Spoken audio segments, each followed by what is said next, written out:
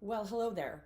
Kristi Hiller here, and today I want to talk to you about the word disappointment and how I find it very interesting that I am rarely disappointed. And I think it's because I'm very flexible and I always have something I can do, learn, grow. Like, there's always something I can do, except with a man.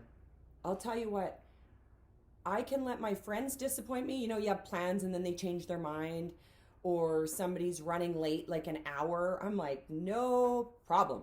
No problem.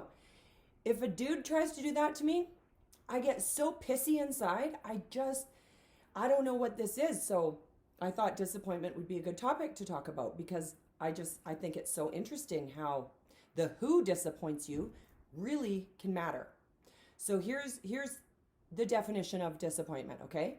Sadness or displeasure by the non-fulfillment of one's hopes or expectations. Interesting. So that explains exactly why I get disappointed sometimes by my men because what did I have? I had a non-fulfillment, big word. I experienced non-fulfillment and I had expectations. Okay, so that's what I'm going to hone in on. So first of all, here's the first part.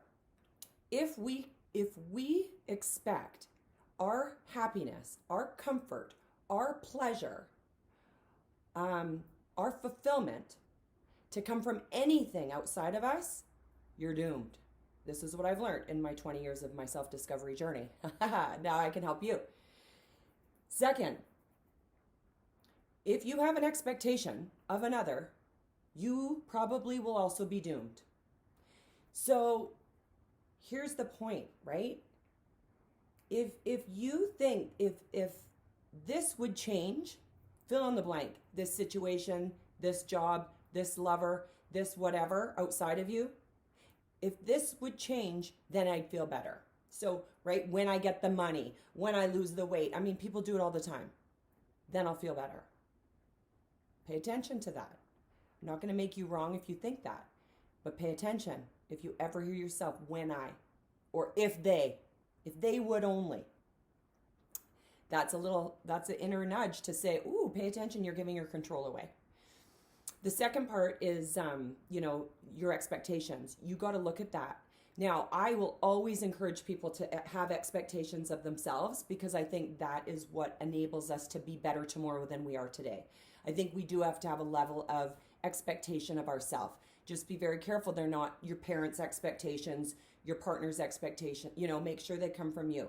So absolutely have an expectation, but only of yourself, okay? And that whole expectation, I always, often, not always, would question, what's the difference between expectation and intention? And they're different. I can set an intention for my own life. Again, it's about me. I can't intend for somebody else. So you see how this becomes a real personal learning. So disappointment, I almost want to say, is definitely within our own realm to heal. And I just ask you, when's the last time you were disappointed? And who was it? Who were you disappointed by? And then go through that and ask yourself, did I have an unfulfillment, which was I was waiting for somebody else to fill me out? Or did I have an expectation somebody was going to act a certain way and they didn't? Therefore, I felt disappointed, which is hurt, right? So the funny thing about this, when I started to think about this, was I really had to think hard about the last time I was disappointed. And yeah, I was with a guy and whatever. We were supposed to have a big talk because we weren't getting along, but he was hungover and it wasn't the right time. So we just wanted to watch a movie and I was just so mad. I was so mad. And today, thinking about it, to give you an example, makes me laugh because I think, God. So the greatest thing about disappointment, the next time you ever are disappointed, just remember this conversation we had and just know it doesn't linger. It doesn't even last. There is no emotional tie. Like when I think about when I got let go from my job, I can still have emotional. That really hurt. That hurt to my heart. That was about who I was. When I think about being disappointed, well, that was just somebody else's actions that affected me. So they're different. Anyway, I hope that you got something from that, and that the next time you're disappointed, it's easier to let it go, because you know it's not going to be a big deal one day. I will caution you though, of course, because we're here to learn and grow. If disappointment is not looked at, hence talked about, repaired and learned from by anybody that disappoints you, you definitely have to honor the conversation that you're heard, because you teach people how to treat you.